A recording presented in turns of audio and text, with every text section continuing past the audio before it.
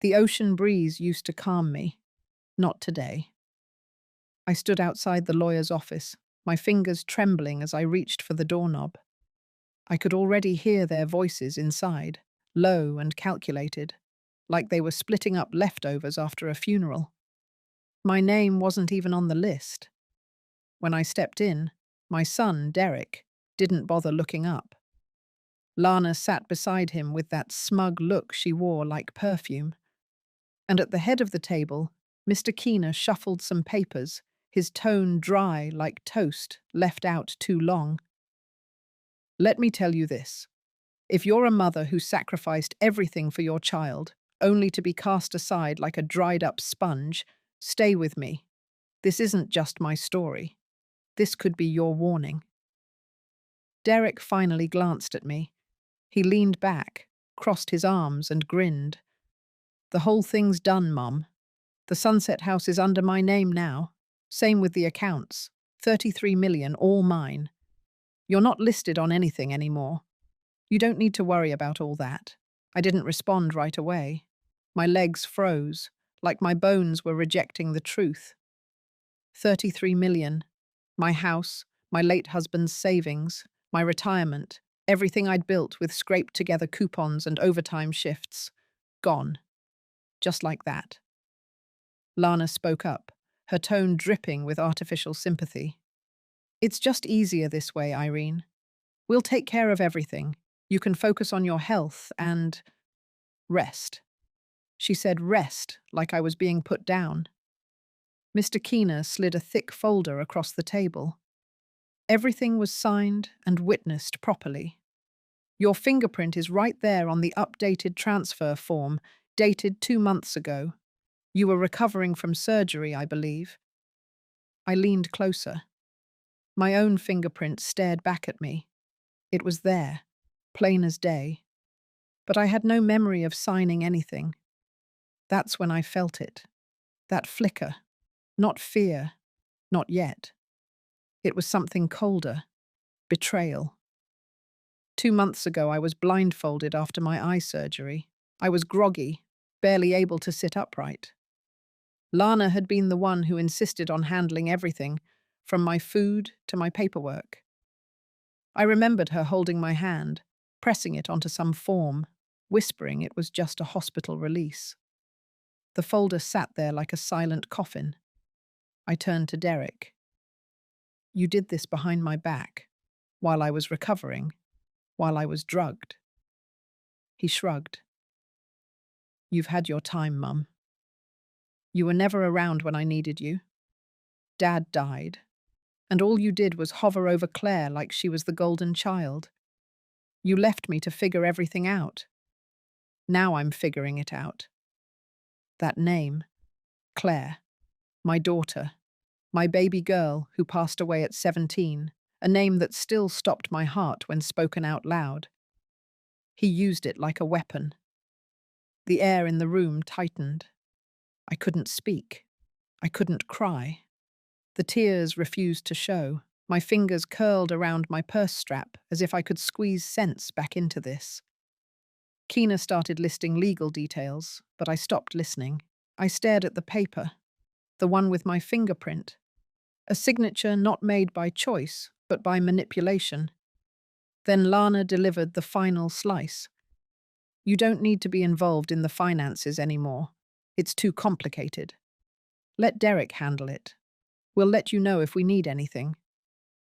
That was the moment, right there, when everything inside me flipped. I nodded slowly, took the folder, packed it into my purse without a word. I see. My voice was calm. It even surprised me. I walked out of that room with my spine straighter than it had been in years. That day, I didn't scream. I didn't beg. I didn't plead for explanations or fairness. But something in me changed forever. My son had carved out my existence with a smile. He thought I'd disappear quietly. He thought I'd accept my place as the old woman with no fight left. He was wrong, dead wrong. Let him gloat, let them think they'd won. The game hadn't even started. And believe me, when I fight back, I do it in daylight, with witnesses, and no mercy. They should have known. You don't corner a mother and expect her to stay quiet. You make her silent, you make her smart. And once she's smart, she starts keeping receipts. I didn't cry in the car. I didn't scream. I drove back to Sunset House with both hands steady on the wheel, though my stomach twisted like the waves crashing behind my windows. The street was quiet. The sky that used to feel endless now hung low and grey. I parked the car and sat in silence. The house stood there like it always had, but now it didn't belong to me. Not legally, not anymore. The place where I buried memories, birthdays, the smell of my husband's aftershave, Claire's laughter in the hallway. It had been taken from me by the very person I raised. I unlocked the front door and stepped inside. A faint trace of lemon cleaner still clung to the air. I had mopped those floors myself 2 days ago, out of habit, for a home I no longer owned. I left the folder on the counter. That was when I saw it. The frame, the only photo I kept on the mantel. My husband, Robert, with one hand on Derek's shoulder, the other holding Claire's little fingers. I wasn't in the picture. I was the one behind the camera. I picked it up and sat on the edge of the couch. The silence grew louder. I saw it now. All of it. Clearer than I ever had. Derek had always been distant, ever since Robert died. He was 20 at the time, angry, aimless. I tried. I tried in every way I knew. But Claire had been sick. My world revolved around hospitals, appointments, medications. Derek became background noise, quiet and angry. I thought he would understand. He never did. I ran my thumb along the photo frame. He was hurting, and I didn't see it. I was too wrapped up in survival to notice what I'd let go of. But nothing, not pain, not neglect, not even a mother's mistakes, justifies what he did to me. I turned to the hallway. I still remembered which floorboard creaked when Claire would sneak to the kitchen late at night. That board still creaked. Just like time didn't forget me. I stood up.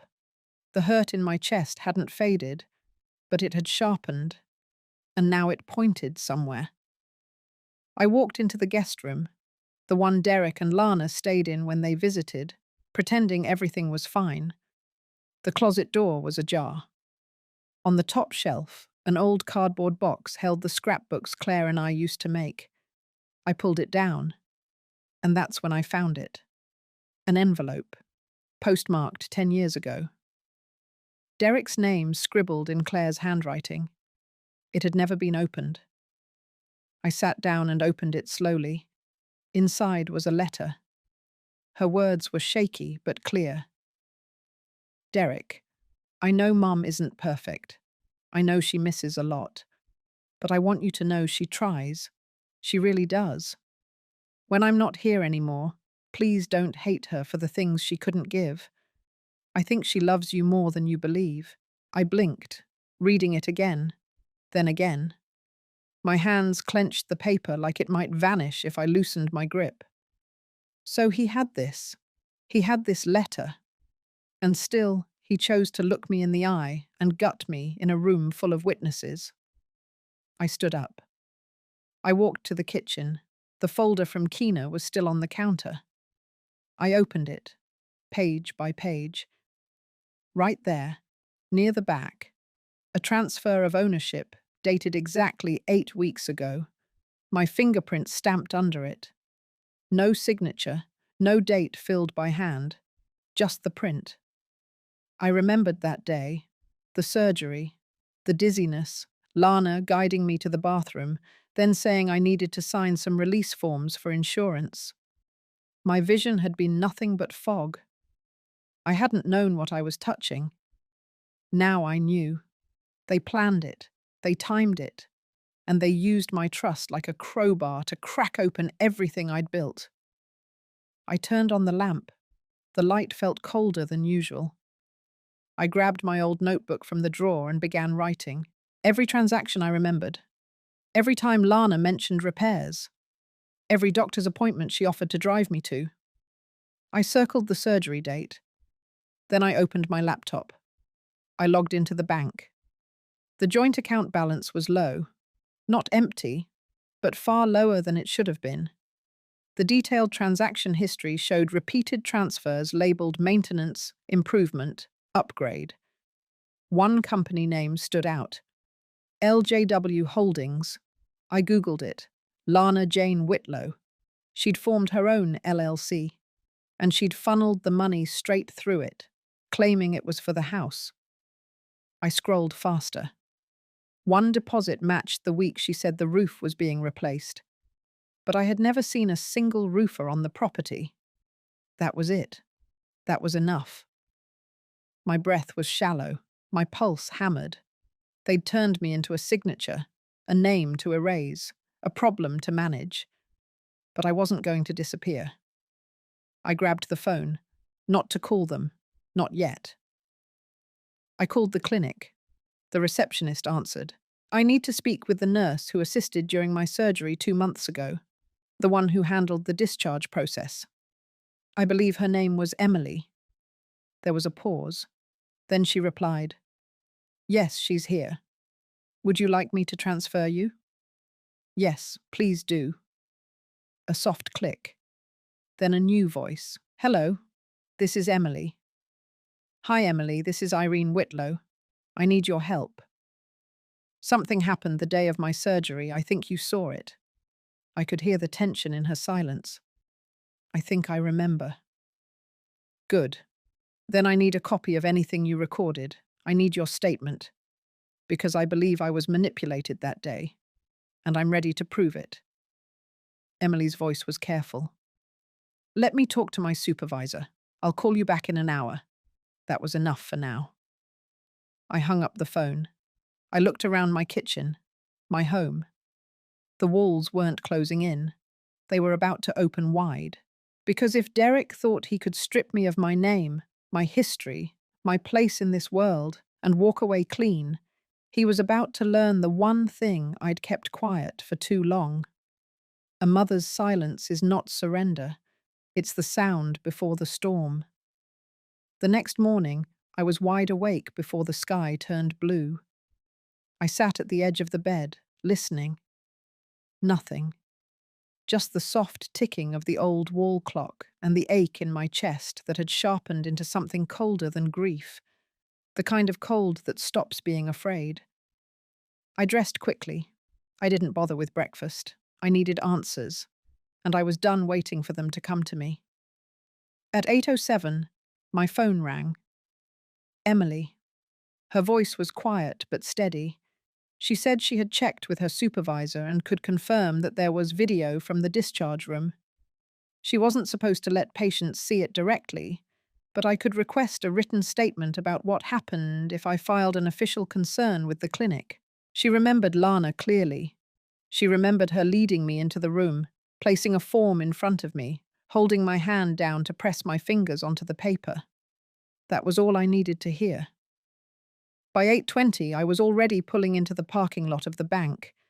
Linda, the branch manager and an old friend of Robert's, met me with a warm but hesitant smile. Irene, what's going on?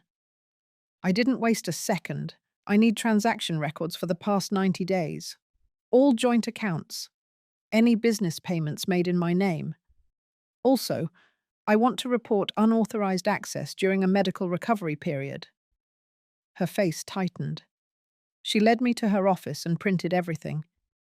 I watched line by line as the same label kept appearing across transfers. LJW Holdings, amounts ranging from $3,000 to $45,000. Each labeled repair, investment, or renovation. Linda turned to me.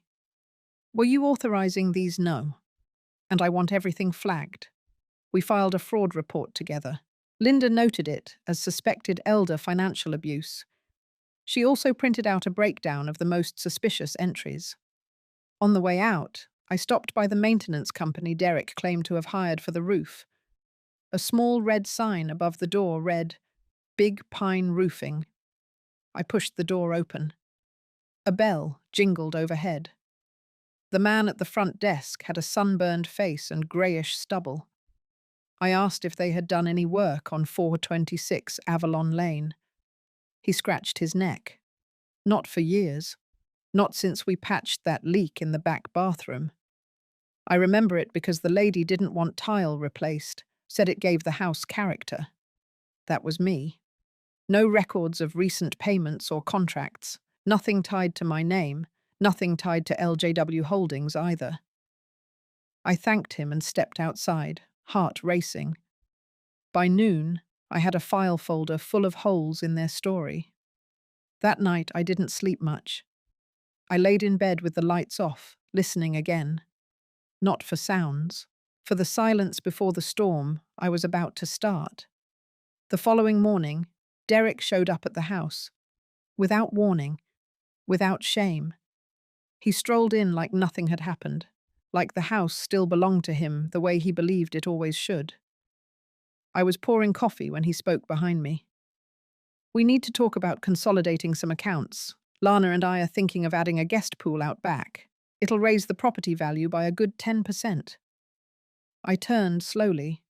My hands didn't shake this time. I poured him a cup without looking up. "Funny. I thought you said this house was yours now." He shrugged, taking the cup like it was his right. "It is.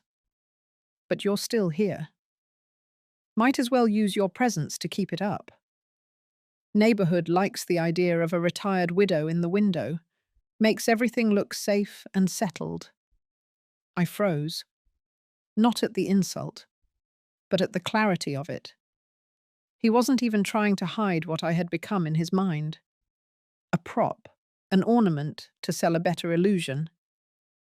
I pulled out the folder, laid it on the table between us. He didn't touch it. "What's this proof? That you and Lana committed fraud? That you transferred funds out of my account, not yours? That you used my recovery period to stage a fingerprint transfer? That your company, LJW Holdings, is a shell?" His face shifted. Not fear, not regret. Annoyance. "Mum, you don't understand how these things work. This is how families build wealth. We consolidate. We grow. You're just holding things back because you don't want to let go.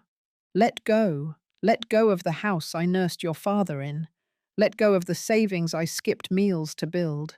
Let go of a name I spent 50 years keeping clean." I stood up. "You want wealth, Derek. Fine. But not at the cost of my dignity. Not at the cost of my sanity. And not at the cost of the truth." I opened the folder wider, pointing to the highlighted sections. "These are flagged transactions. This one here was during my eye surgery. I have a nurse's statement confirming I was medicated, visually impaired, and unaware of the forms you had Lana place in front of me." He raised his voice. "You always do this. You always act like you're the victim. You chose Claire over me for years. You were never really a mother to me. You don't get to cry foul just because you're feeling guilty now." There it was. The wound. Wide open. I held my ground. "I failed you, Derek. I admit that. I was overwhelmed. I was broken. And I couldn't be in two places at once. But that does not give you the right to steal from me. That does not give your wife the right to forge legal documents. That does not give anyone the right to erase me." He stood too, fists clenched, but not raised. "You're going to regret this. I already do." I walked around the table and opened the front door. He hesitated. I said nothing. He walked out without finishing the coffee. As the door clicked shut behind him, I exhaled fully for the first time in weeks. I wasn't scared of Derek anymore. I wasn't scared of what he might do, because I had already decided what I was going to do next, and it was going to be loud, public, and impossible to undo. I didn't give Derek a day to catch his breath. The moment the door shut behind him, I locked it, walked straight to the kitchen, and pulled out every document I had been collecting. I laid them across the dining table like evidence at trial. The video statement from the nurse was coming. The flagged transactions were printed and circled. The roofing company had confirmed no recent work. And the LLC under Lana's name, LJW Holdings, was officially registered 2 weeks before the first major withdrawal from my joint account. That wasn't coincidence. That was strategy. That was theft, dressed in legal clothing. By mid-morning, I was sitting at the front desk of Clearwater Senior Legal Aid, folder in hand, ready to go to war. A young woman named Clarissa greeted me. She had soft eyes, a firm voice, and a sharper spine than most people twice her age. She reviewed my folder, line by line, and didn't blink once. "You're saying you were medicated and visually impaired when your fingerprint was used on this financial transfer?" "Yes." The nurse confirmed it. "She's preparing a written statement. The bank has flagged all recent transfers. The roofing company confirmed no recent work. The LLC is a shell under my daughter-in-law's name." Clarissa leaned forward. "You understand what you're accusing them of? Elder financial abuse, fraud, medical manipulation." I nodded. "I understand perfectly." "Then let's move. We need a formal complaint submitted. We'll request the clinic's footage immediately. Once the nurse's written statement is filed, we'll submit that with the rest. Do not contact them again for now. Let us take the lead." I agreed. But I had my own plan too. I wasn't finished, not even close. By that evening, I sat at my kitchen table, dialing the number for the Clearwater Neighborhood Council. I told them I wanted to attend the next open meeting and speak about elder abuse. Not in theory, in reality, in my neighborhood, in my house. They put me on the list. I didn't sleep much that night. I stayed up reviewing the papers again, reading every detail, memorizing every line item. Then I wrote out my speech, short, sharp, unapologetic. The meeting was scheduled for the following evening. I showed up 10 minutes early, folder in hand, heels clicking on the tile floor of the community center. The room was already filling up. Folding chairs lined the room in tight rows. Old neighbors, new couples, people I'd known for decades. People who waved from across lawns but never asked what kept my eyes hollow lately. I sat quietly in the second row. Clarissa arrived 5 minutes before the meeting started. She didn't smile, just gave me a small nod and sat beside me. The meeting began with local zoning updates, a new grocery store plan, a crosswalk proposal. Then, finally, the moderator stood at the mic and cleared his throat. "We have a resident speaker tonight, Mrs. Irene Whitlow, who would like to address the group on an important personal matter." "Mrs. Whitlow, the floor is yours." I stood, walked slowly to the front. My pulse thudded in my ears, but my voice was clear. "Good evening. My name is Irene Whitlow. Many of you know me. You've seen me on my porch. You've borrowed sugar from me. You've watched my house glow orange at sunset and assumed peace lived there. It didn't." I paused. 2 months ago, during a medical procedure, while sedated and recovering, I was manipulated into signing over my home, my finances, and my autonomy to my own son and his wife. Gasps echoed, chairs shifted. They registered a company in her name. They funneled money through it under the guise of home repairs. Repairs that never happened. They used my joint accounts. They called it help. But what they really did was erase me while I still stood in my kitchen, washed their plates, folded their towels, and paid the utilities. Whispers rose in the room. I held up my hand. This isn't about sympathy. This is about awareness. It's about how easily someone you raised, someone you held through fevers and scraped knees, can turn around and strip you bare while smiling in your face. I held up a copy of the flagged transactions. This is the paper trail. And I have more: a nurse's testimony, a fraud report, an active investigation. I'm not here to ask for help. I'm here to warn you. Because if it can happen to me, it can happen to any of us. The room was silent. I thanked them, then returned to my seat. Clarissa leaned in. That was powerful. They heard you. Not enough. Not yet. The moderator cleared his throat again. Thank you, Mrs. Whitlow. We encourage others to speak with her after the meeting if they wish to support her effort. That support came faster than I expected. After the session, several neighbours approached. One offered to write a statement about the lack of visible repairs. Another mentioned seeing Lana leave with stacks of envelopes during their last visit. A third asked if I'd consider speaking to a local news contact. I considered it. Then I said yes. By the time I got home that night, my voicemail already had 2 messages. One from the local ABC affiliate, another from a woman named Patricia, who ran a senior justice organization. But what hit hardest was the third call. The nurse. Her voice was steady.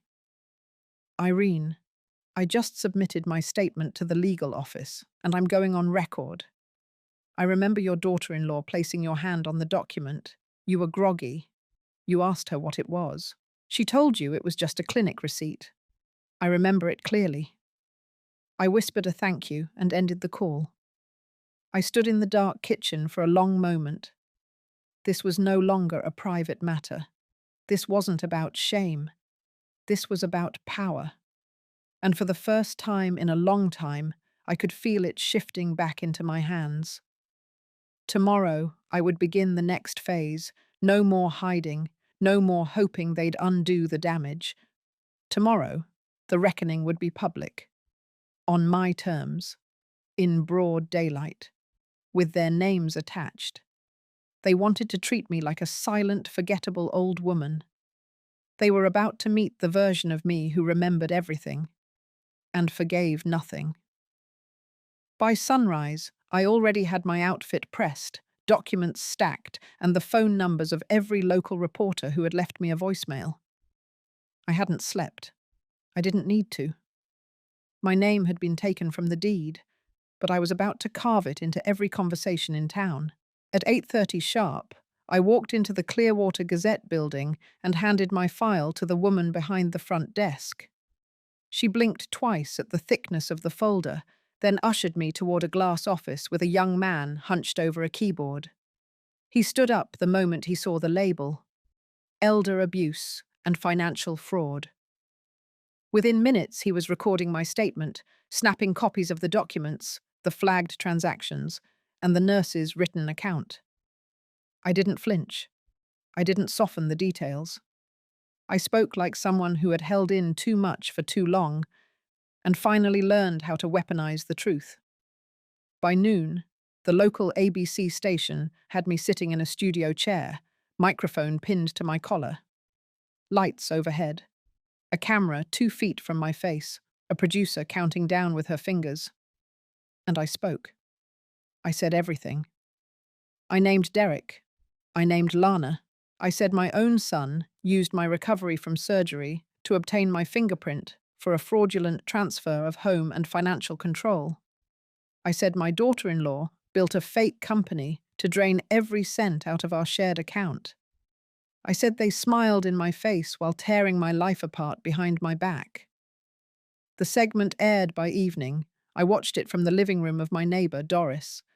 The room fell quiet after it ended. She looked at me and reached for my hand. I didn't squeeze hers. I wasn't in the mood for comfort. I was in the mood for fire.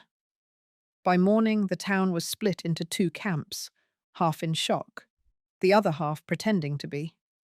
Texts rolled in, calls, even a few unexpected knocks on the door. Some offered to testify. Others just stared at me with a new kind of respect. Then came the one voice I had been waiting to hear. Lana. She didn't bother texting. She showed up on my front porch at 7:42 p.m. a tight grey dress on her frame, heels clicking as if stomping would make her words more convincing. I opened the door but didn't move aside. Her jaw was tense. "You need to stop this, now." I didn't move. "You embarrassed your own son on public television. Do you realize how damaging that is?" I tilted my head. "As damaging as stealing from your husband's mother while she was medicated and recovering from surgery." She tried to step forward. I blocked her. "You're making this worse for yourself, Irene. I'm trying to fix it." "No, you're trying to cover it. Big difference." She leaned in, voice sharp. "If you keep this up, there will be consequences." I smiled. "You already had your consequence. It aired last night at 6. Lana's eyes narrowed. She stepped back, pulling her phone from her purse. "Then I guess we'll escalate this legally." "Good. I already started. But I'm not done yet." She froze. "What do you mean?" I stepped outside, shut the door behind me, and faced her on the porch. "You see, I've already met with 2 law firms. One of them is preparing to file charges for elder financial abuse. Another is working with the Senior Justice Task Force to make sure this case becomes precedent for the state. There's going to be a name attached to the bill they're drafting for stricter power of attorney protections. That name is mine." Lana's lips parted, but nothing came out. I kept going. "Every local paper is running my story tomorrow. The Sunday segment is being picked up statewide. And the Nursing Association has launched an internal investigation based on the video from your little fingerprint stunt. So yes, Lana, let's escalate." Her voice shook now. "You're destroying your family. You destroyed it when you treated me like a piece of property, when you turned Derek's resentment into a scheme, when you used my grief and guilt as leverage." I took a step closer. "You may have built a fake company, but I'm building something real, something public, something permanent." She swallowed. "You don't know what Derek is capable of when he's cornered. Neither do you." I walked past her and back into the house. I didn't slam the door. I didn't lock it in a hurry. I simply turned off the porch light behind her. The next day, I was at the bank again. Linda greeted me with an urgency I hadn't seen before. "We just received word. Derek tried to open a new joint account using a copy of your expired ID. But since you flagged your profile for fraud, it triggered an alert." "Perfect. We forwarded everything to the legal aid office and the police. Thank you." By late afternoon, the sheriff's office called. They wanted me to come in and provide a full statement. I did. I brought every file, every note, every recording I had. Clarissa sat beside me the entire time. When it was over, the detective looked me in the eye. "We're moving forward with charges." I nodded. Finally. But I wasn't finished. Later that evening, I received a phone call. Not from Derek, from his employer. Apparently, someone had forwarded the news clip. Human Resources had questions about his involvement in a financial crime. He had been placed on indefinite leave. That night, I sat at the kitchen table, stared at the empty chair across from me where Robert used to sit, and I smiled. Not because it was over, but because it had finally begun. My silence had cost me everything. My voice was now going to cost them more. The rain had stopped, but the clouds hung low like the town was holding its breath. I was already dressed when the knock came. 3 sharp raps on the front door. No hesitation. I opened it. Derek stood there, soaked from the chest down, jaw tight, eyes glassed over with something between fury and disbelief. Behind him, his car idled at the curb, door still open like he couldn't even be bothered to close it before storming in. He didn't wait for an invitation. He brushed past me, shoes dripping onto the hardwood, pacing like a caged animal. "You went on TV. You actually did it." I closed the door and turned to face him. "You forced my hand." He scoffed. This is what you call justice, no. This is what I call the beginning. He turned sharply, pointing a finger at me. You humiliated me. You ruined my job. You think you're the victim here. But you never saw what it was like being your son. You never saw what it did to me, growing up in the shadow of your perfect little Claire. My chest tightened. There it was again. Her name, always twisted into a weapon. I stepped forward. Don't you dare put this on her. Don't you dare take your resentment and dress it up like a justification. What you did had nothing to do with grief. It was greed. It was calculated. It was vile. He shook his head. You were never there. You stopped being my mother the day she got sick. The house turned into a hospital room. You turned into a ghost. I was left alone to figure out what a man was supposed to be, while you lit candles at her bedside. I stared at him. And that's why you stole from me. Because I failed you as a mother. His eyes flickered. I had struck the nerve. No. I did what I had to do to reclaim something. You were never going to give it. You didn't reclaim anything. You forged it. You waited until I was blindfolded in a hospital room. You used your wife's voice and your own silence to push my hand against paper I didn't understand. I opened the drawer of the side table and pulled out the file. Do you want to see the receipts again, Derek? Or should I recite them to you? I laid the papers across the coffee table. The LLC registration, the flagged bank withdrawals, the nurse's written statement, the confirmation from the roofing company, the report from the sheriff's department, my handwritten timeline, every page a bullet. He stared at the table. You think any of this proves something? It proves everything. You think people won't forget this in a month? They won't have the chance to. Because in 48 hours, the Sunday broadcast will air statewide. Your face, Lana's name, every detail, unedited. He looked like he wanted to punch a hole through the drywall, but he didn't. He stood there, fists clenched, mouth twitching. I kept going. You lost your job, you lost the house. You're about to lose a lot more. Because I've already started the process of freezing every remaining account that was touched during the months of your scheme. He took a step closer. You're trying to destroy me. No, I'm showing you how fast someone collapses when they build everything on a lie. He dropped into the armchair across from me. For a second, I saw something in his face I hadn't seen since he was a child. Shame. Real and raw. You think Lana planned all of this? I didn't answer. He looked down. She told me it was just a way to protect the family money, that we'd fix the house, invest in something small, and it would grow, that you'd be better off with less to manage. She told you I was better off erased. He didn't reply. The silence between us was no longer quiet. It rang loud. I walked to the window and stared out at the damp street. Then I turned back. You know what the hardest part was? He lifted his head. It wasn't the money. It wasn't the papers. It wasn't even the lies. It was realizing that my son could look me in the face and see nothing worth protecting.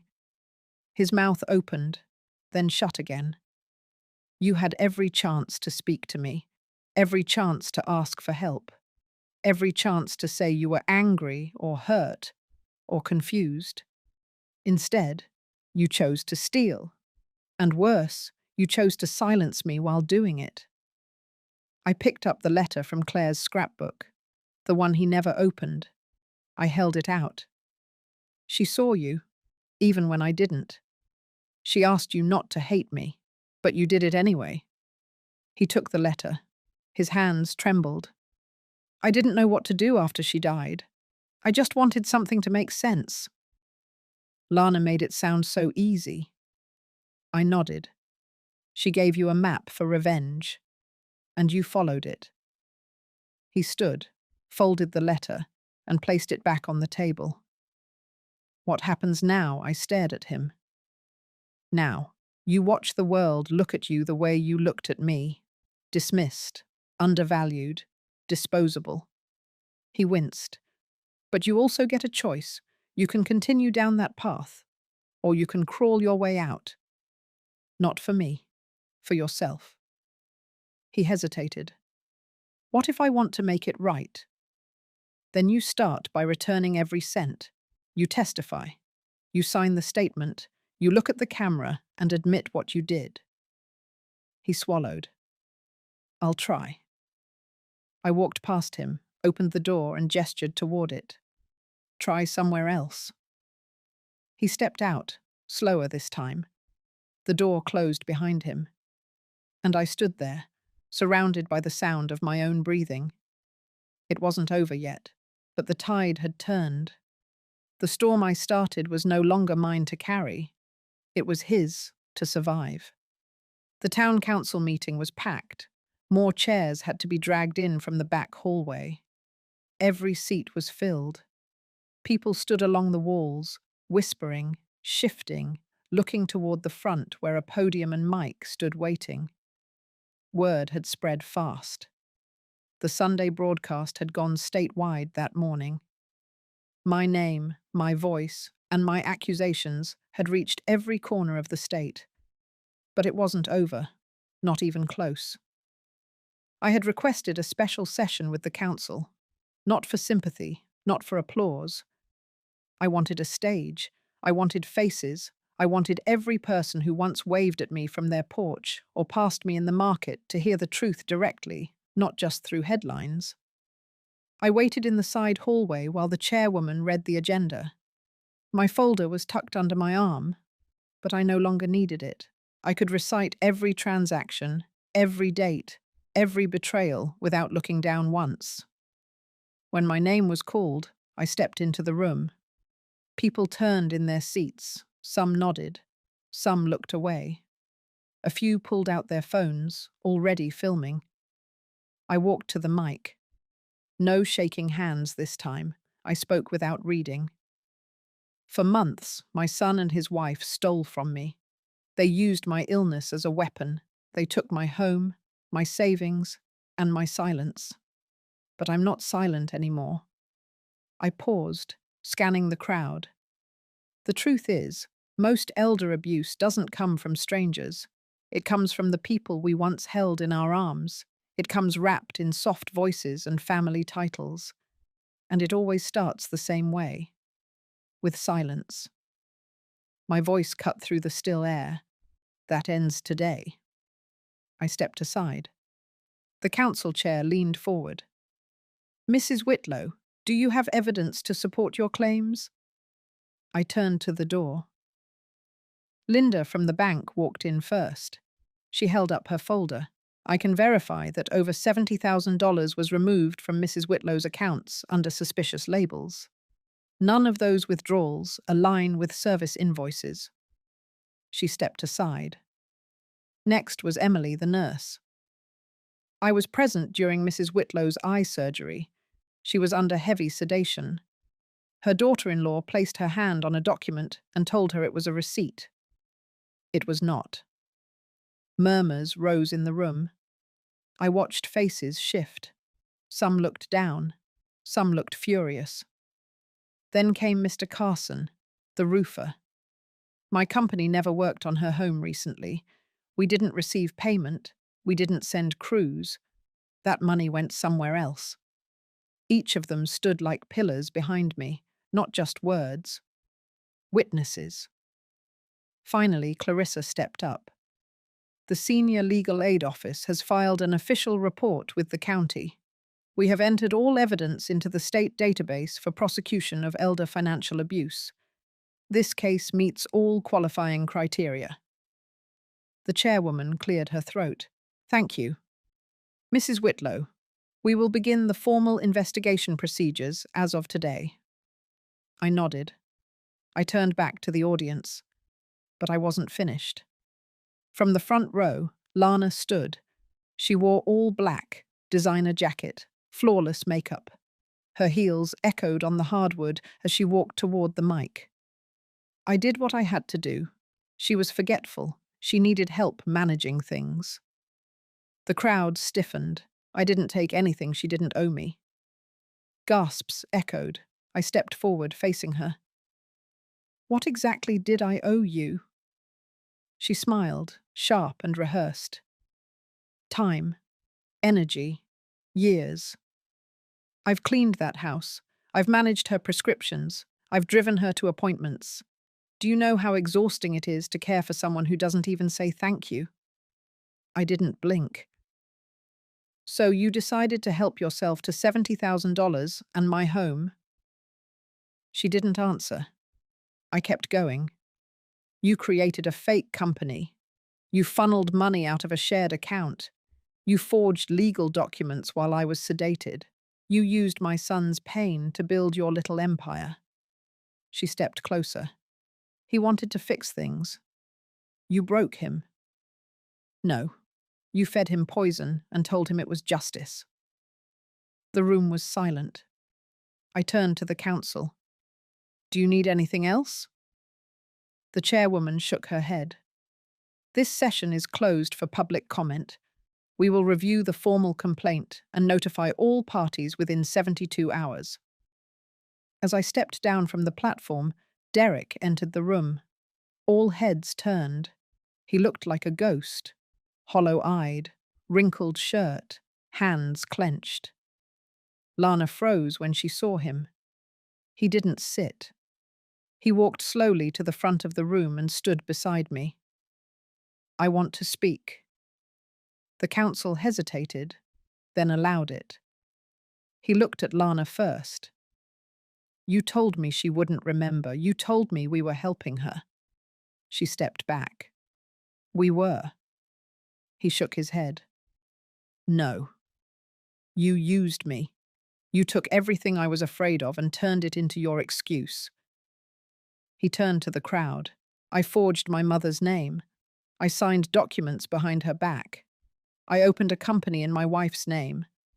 I drained the account. I lied. I let her take the fall because I was too ashamed to admit I wanted more. You can arrest me. You can fire me. You can throw me out of the family. But I won't let her carry this anymore. He faced me. I'm sorry. He turned and walked out. Lana followed, heels clicking faster now. The room was still. The councilwoman turned to me one last time. Do you have anything to add? I looked at the crowd, their faces, their silence. Yes. I want every one of you to remember this night, not because I exposed my family, but because I refused to be erased. I walked out the front door without looking back. The sky had cleared. The storm wasn't over. But I was the one holding the lightning now.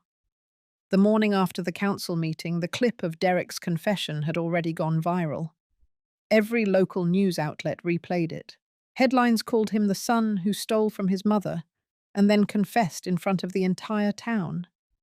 Comment sections filled with outrage, sympathy, and disbelief. But I didn't care about any of that. What mattered was momentum, and I was not about to let it slow down. By noon, I was back at the Clearwater Bank, sitting in a glass-walled office across from Linda. Her expression was tight, alert, no longer the soft look of a friend helping a friend. She had become a professional in the middle of a legal minefield. I reviewed the flagged transaction reports again, this time going line by line with her assistant. Every withdrawal, every dollar traced from my account into LJW Holdings, every payment categorized under renovation, repair, property improvement. All fake, all leading back to Lana. She tapped a few keys and pulled up one more transaction. This one's new, transferred 2 days ago, $4,750. It didn't go into LJW. It went to a personal checking account under Lana Whitlow. I leaned in. Was it pulled from the joint account number from your health reimbursement fund? My spine stiffened. That fund had been set up for emergencies, medical needs. It required dual access. My thumbprint or in-person approval. Linda clicked once more, then looked at me. She did it using a thumbprint scanner, remote login. Your credentials had already been flagged, but the system processed it because the scanner bypassed the ID delay, so she still had a copy of my fingerprint, and she was still using it. Call the fraud department, flag that account, freeze it immediately. Linda nodded. It's done. I stood. My body buzzed, not with nerves, with anger. Outside the bank, the air was thick. My car was already running. I slid into the driver's seat and pulled out my phone. There was only one place left to go today. I drove straight to the office of a private investigator. His name was Robert Castillo. He was retired law enforcement, now specializing in white-collar crimes and domestic fraud. I had been referred to him by Patricia, the director of the senior justice group I spoke with last week. Castillo didn't ask small-talk questions. He saw the folder, flipped through it silently, and leaned back in his chair. This is enough for civil litigation. But if you want this airtight, we track the devices. We follow the bank activity, not just on paper, but with real-time logins, access points, location stamps. She's gotten bold. That means she's gotten sloppy. How soon can you start? I already did. He pulled up a laptop, turned the screen toward me. This IP address here matches a device used in your house 3 weeks ago. It logged into your health fund and opened a fingerprint scan. That file was saved, then exported to a secondary device. Guess where it pinged next? He tapped the screen. Lana's yoga studio, Midtown, same address listed on the LJW LLC filing. I stared at it. So she stored my biometric data and kept using it to move money. Castillo nodded. And she's still using it. I stood. What happens if we go public with this? He smiled. We will. After we give her a chance to bury herself first. The next morning, I held a press conference. Nothing grand. Just me, Clarissa, and 3 reporters outside the community center. I read a brief statement. Clarissa confirmed the formal charges were being filed. The reporter asked about the latest theft. Clarissa answered. We have reason to believe Mrs. Whitlow's fingerprint was digitally stored and used without her consent. Evidence shows a recent transfer was executed from her health fund, which had been previously restricted. This marks a new layer of premeditated fraud. That was the headline the next day. Premeditated. Lana didn't show her face for 72 hours, but when she did, she made sure it was dramatic. She stormed into the same bank branch. Cameras caught it. She walked in wearing sunglasses and a trench coat like some B-list courtroom actress. She demanded a meeting with management. Linda called me immediately after. She screamed. Called you manipulative. Accused the bank of violating her rights. What did you tell her that her rights ended when she used a sedated woman's fingerprint to drain her own emergency fund? Then I had security escort her out. I let that sit for a moment. Then I said, good. But it wasn't enough. I needed the town to see it for themselves. I called a town hall. Open invitation. Same room. Same microphone. The crowd was even bigger than before. Reporters, neighbors, former co-workers, strangers who had been following the story online, and front row, 2 empty seats. One had Derek's name on it. The other had Lana's. Derek showed. Lana didn't. I walked to the front. I'm not here to tell the story again. You've heard it. You've seen the footage. You've read the headlines. But I will tell you this. Every time someone steals from the elderly, they count on one thing. That we'll be too ashamed to speak. That we'll protect our families by sacrificing ourselves. That silence is safer than exposure. She counted on that. And she was wrong. I held up the printout from Castillo. This is a login report. It shows my fingerprint was copied, stored, and used after I revoked access. That's not just theft. That's identity abuse. That's biometric fraud. That's a crime. I turned to Derek, who sat stiff in his seat, eyes forward. Your apology matters, but accountability is louder. He stood slowly. I'm cooperating with the investigation. I've signed over the LLC. I've transferred every remaining dollar back. I've testified in full. He looked around the room. My name will never recover, but hers shouldn't either. I stepped down. The crowd erupted in quiet applause, not the kind for celebration, the kind for reckoning. That night, Lana's name trended for all the wrong reasons. By morning, her studio lease had been cancelled, and for the first time in months, I slept with the windows open. Not because I felt safe, because I finally felt seen. I stood at the edge of the courtroom parking lot, staring up at the sharp glass edge of the building like it was the final wall between me and the truth I had carried for over 2 decades. My coat flapped behind me as the wind picked up, but I didn't flinch. Inside those walls, I was going to rip apart every last lie they built. By the time I stepped into the room, they were already there. Megan sat flanked by 2 attorneys in sharp suits, who looked too young to understand the depth of what they were playing with. Beside them was Jeremy, still chewing gum like a smug teenager, his legs stretched out like he owned the damn bench. He looked up and grinned, the same grin he wore the night he left that baby and $100 bill on my porch. I walked straight to the front. My attorney, Angela, handed me a single sheet of paper. I didn't need it. I had the words burned into my spine. The judge entered. Everyone stood. Formalities flew by like dust. Then it began. Megan's lead attorney was the first to speak, launching into a tirade about maternal rights and emotional trauma, about how Megan had returned after 2 decades to reclaim her daughter, whom she had only abandoned out of postpartum stress. He used words like empathy, mental health, rehabilitation. My stomach turned. They painted Megan as a wounded woman, a phoenix, a mother who had to disappear to heal. The courtroom was silent as he painted that fantasy. Even the judge leaned back, absorbing it all. Megan bowed her head dramatically, squeezing out a tear at just the right moment. Jeremy handed her a tissue like a rehearsed stage cue. Then it was my turn. Angela stood, steady and clear, her voice slicing through the fabricated fog.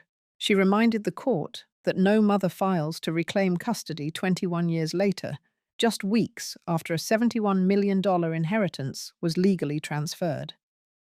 She reminded them that the day Megan returned, she did not visit her daughter, she visited a real estate lawyer. She showed screenshots of Megan calling my granddaughter the golden goose in private emails. Gasps rose. And then it came. The witness had kept hidden. Angela turned to the side door and signaled. A woman in her late 40s walked in, sharp suit, steady eyes. Her name was Diana Lopez. She was a former paralegal for a lawyer Megan hired years ago in Arizona. She testified that Megan had planned the comeback since the inheritance rumors leaked. Emails, calls, voice recordings, all documented, all signed. The courtroom cracked open like a dropped glass. Megan stood up and shouted, called Diana a liar, said she never met her. Then Diana pulled out a printed flight itinerary from 2021, paid by Megan's personal card. Destination, Phoenix to Tucson. Hotel, 1-night stay. Purpose, legal consultation. Under the note column, it said 2 words in Megan's own handwriting. Custody strategy. Jeremy looked like he'd been slapped. But I wasn't done. I stood up myself, requested to address the court as guardian and grandmother. The judge allowed it. My voice didn't shake once. I told them about the night Megan left, about the $100 bill, about the silence.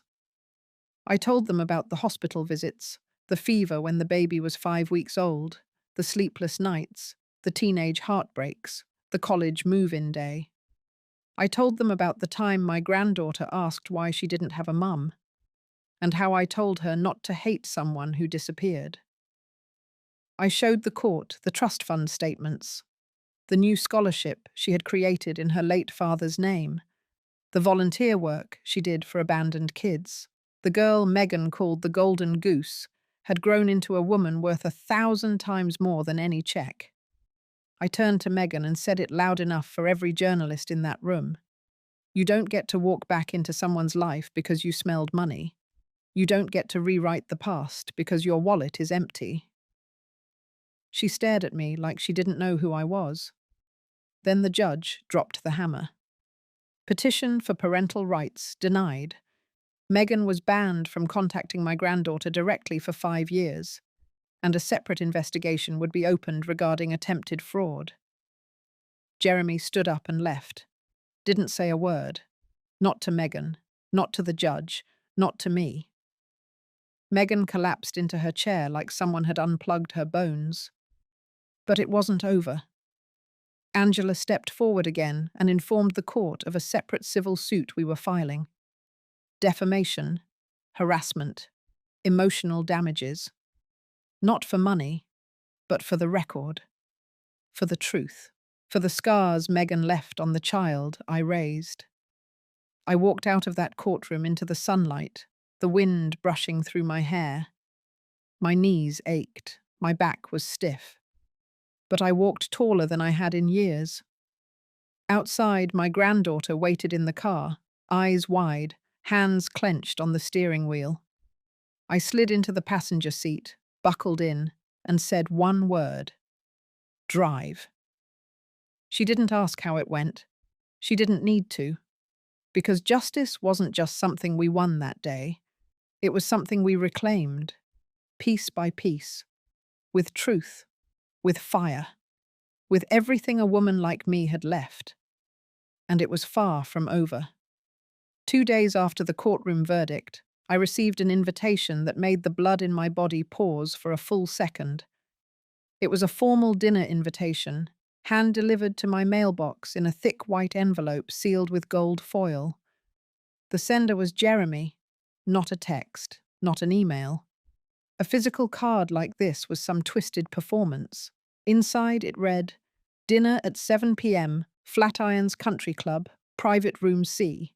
For old time's sake, I should have burned it. I should have tossed it into the fireplace and let it turn to ash beside the rest of the memories he stained. But something in me, something sharp and cold and precise, wanted to look him in the eye again. I wanted to see if the boy I once fed from my own kitchen would dare sit across from me and lie with that same shameless smirk. At exactly 6:59, I walked into the club wearing the same navy coat I wore to court. My granddaughter had begged me not to go, but I told her this wasn't about confrontation. It was about closure. The room was dim, too polished, too quiet. Jeremy sat alone at the far end of the long table, swirling a drink like he thought it made him look important. When he saw me, he stood and smiled with that nauseating calmness. I sat without returning it. He started light, as if we were family again. Compliments on my strength in court, regret over how things escalated, fake concern about my health, my finances, the stress of it all. I let him talk, let the performance roll on. Then he leaned forward and dropped his voice. "You know she's not going to stop." I said nothing. He continued. Megan had filed an appeal. They had new lawyers, big ones. Jeremy had contacts, friends who owed him favors. He offered me a way out. Sell the ranch quietly, sign over a portion of the inheritance. Let Megan step into a mentorship role in my granddaughter's life. We could call it healing, rebuilding. Family reunification. I looked at him, and for the first time, I let all the fury in my chest rise without filter. You call this healing? He blinked. You think offering me a bribe in a country club dining room while your girlfriend plots her next courtroom ambush is some kind of peace treaty? I stood, but I didn't leave. You and Megan abandoned that child like she was an inconvenience. You left her with no name, no future, no safety. I rebuilt her from scratch. I held her when she cried, taught her how to tie her shoes, filled in every blank you two left behind. And now that she's made something of herself, you crawl back with your manicured lies and your envelope dinners. His jaw tightened. You can sue, you can appeal, you can dig up every lawyer from every gutter between here and the coast. But you won't get 1 cent. You won't get her trust. You won't rewrite the past just because it makes your future look pathetic. He tried to speak. I raised a hand to silence him. You should have stayed gone. I turned, walked to the door, and then paused. One last thing. That little girl you threw away. She's giving a speech next week, her first public lecture. Full scholarship, keynote platform. And guess what the topic is Jeremy didn't answer? Abandonment and resilience. I left him there, mouth slightly open, whiskey untouched, the weight of my words cutting the air around him like glass. But the dinner wasn't the end. That night, a voicemail hit my phone. It was Megan. Her voice was cold, rehearsed. She said if I continued to poison her daughter against her, she would file a defamation suit and drag every personal detail of my past into public record. She said she knew about the foreclosure from 10 years ago, the therapy I went through after my husband died, the unpaid tax penalty I fought for 2 years. She said no court would protect a bitter, bankrupt old woman hiding skeletons. She made a mistake. The next morning, I walked into Angela's office and dropped the phone on her desk. "We're filing first," I said.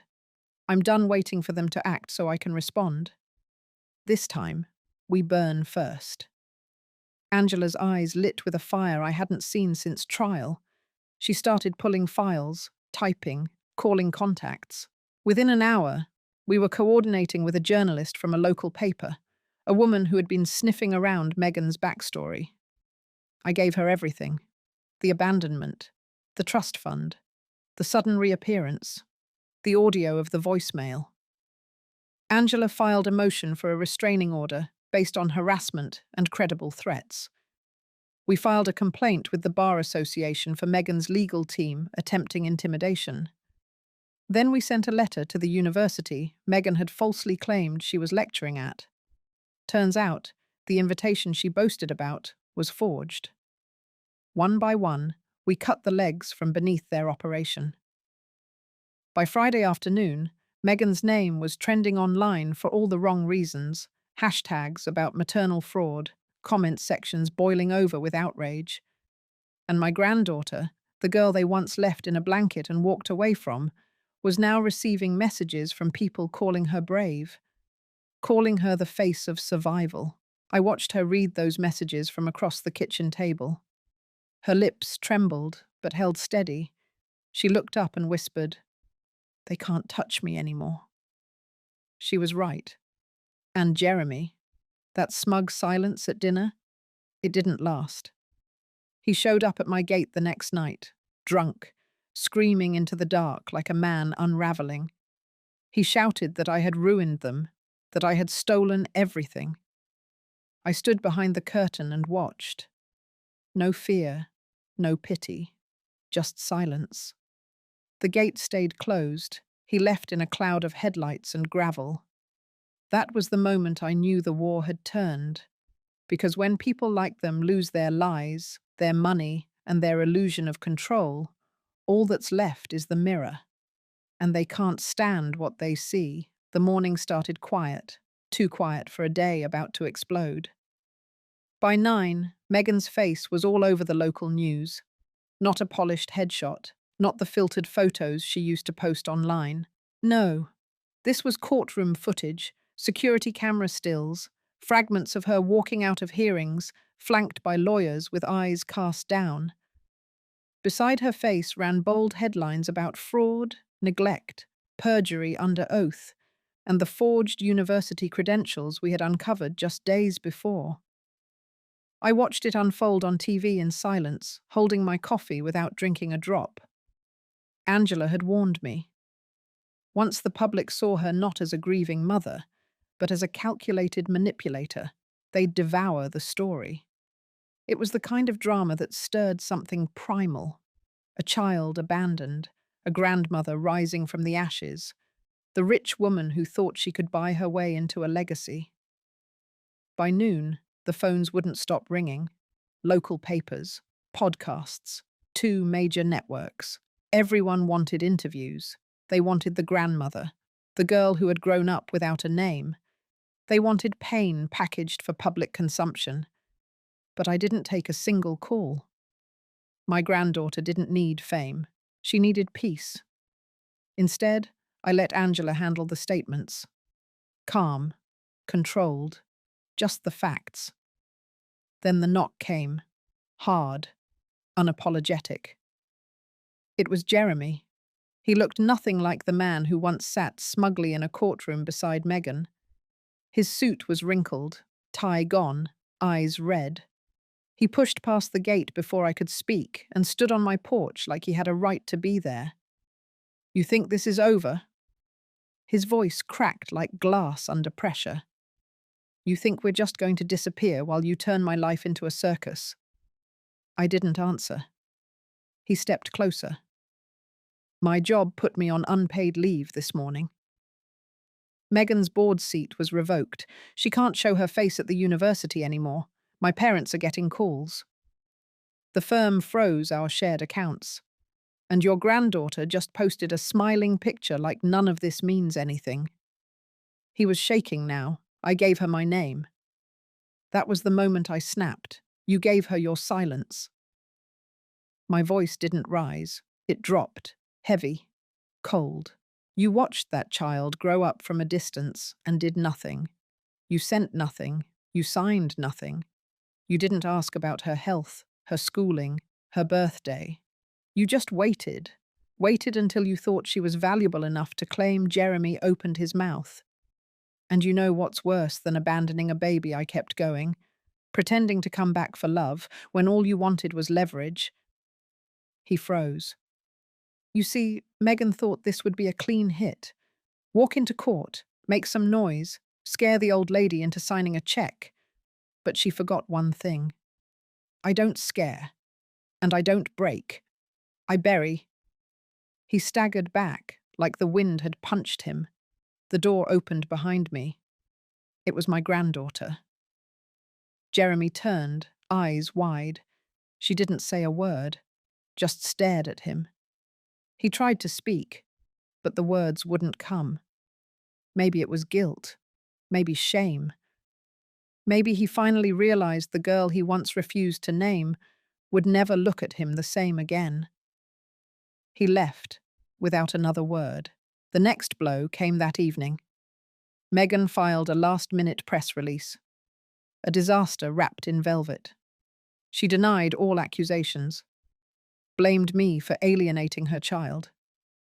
Claimed I had forged court papers to secure the ranch. That I manipulated an emotionally vulnerable girl for my own financial gain.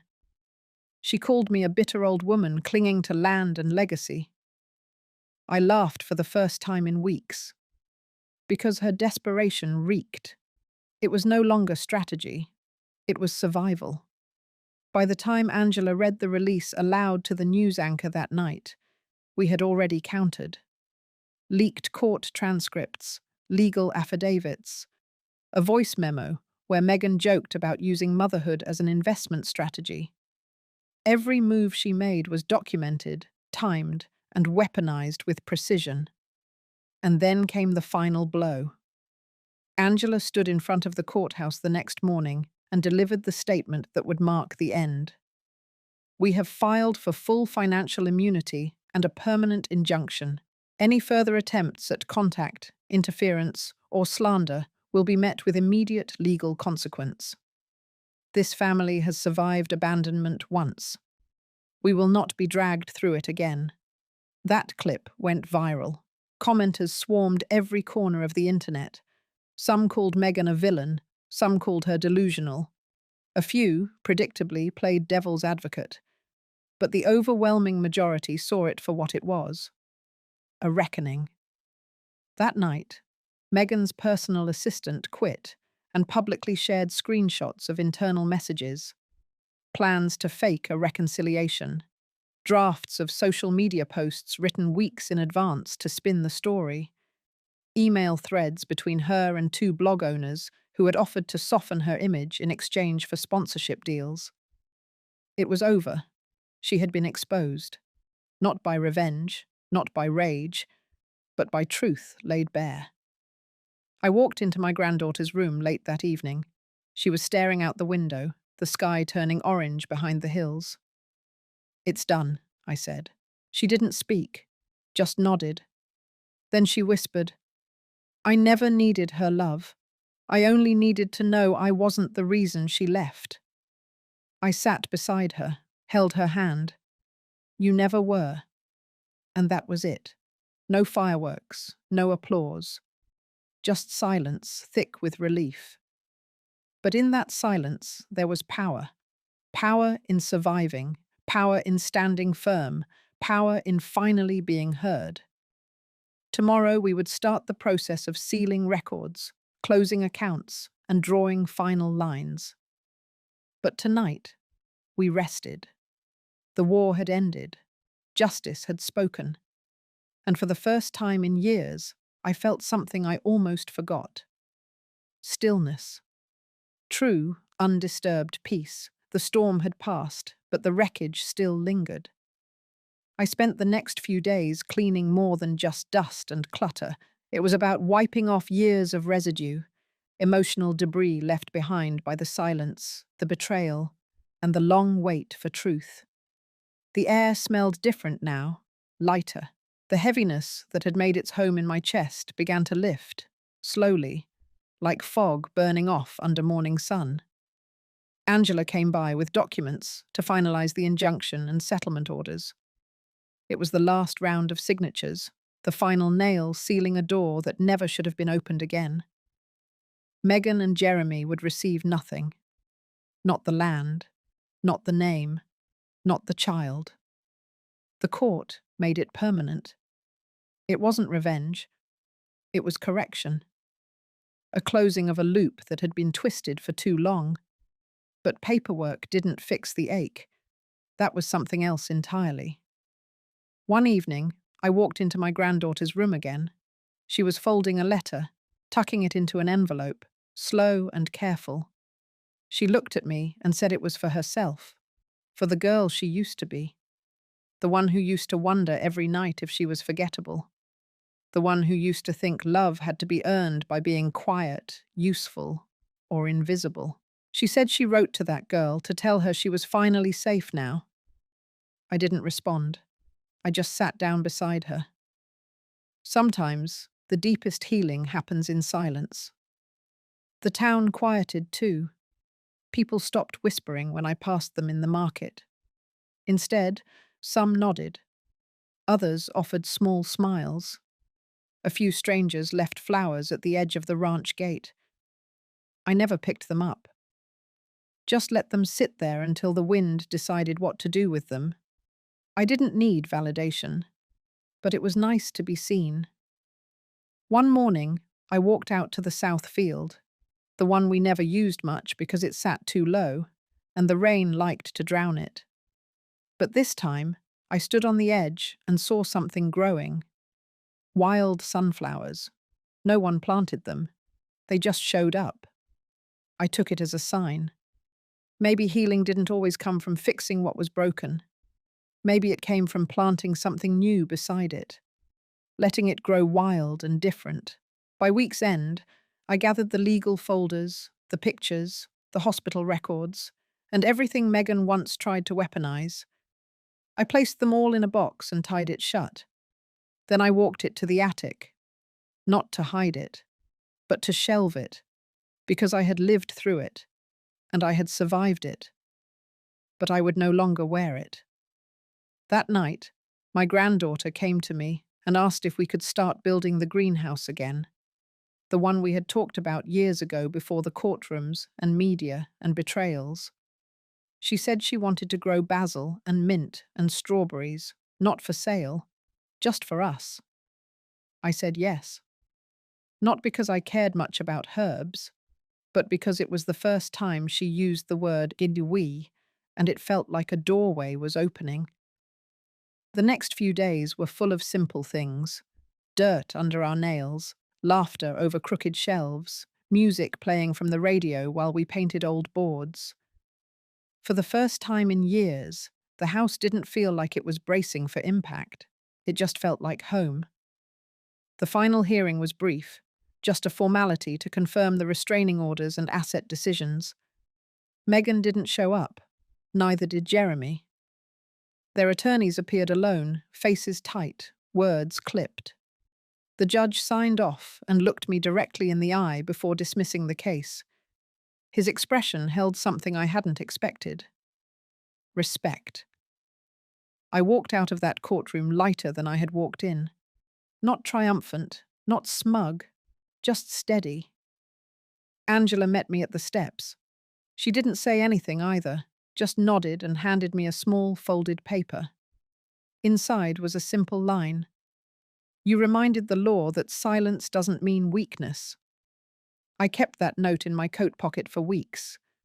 I knew Megan would disappear into some other city, some other circle. She'd spin her own version of the story and maybe even believe it. But I no longer needed to follow her footsteps. Let her live in the echo chamber of her choices. I had nothing left to prove. The girl she left behind had found a voice, and I, the woman she underestimated, had found peace. That weekend, we finally invited people over again. Nothing fancy, just neighbors, a few ranch hands, and folks who had stood by us through it all. We grilled in the backyard, music played, someone brought pie. My granddaughter laughed so hard at one point she nearly dropped a plate. I hadn't seen that sound on her face in years. And just like that, life stitched itself back together. Not the same, but stronger. We weren't healed because the pain had vanished. We were healed because it no longer defined us. And maybe that was enough. Maybe that was everything. If this story touched something inside you, you're not alone. Many of us carry pain from people we once trusted most. Sometimes justice looks like a courtroom. Sometimes it looks like rebuilding your peace brick by brick. If you've ever had to let go to protect your worth, share your story in the comments. Your voice matters here.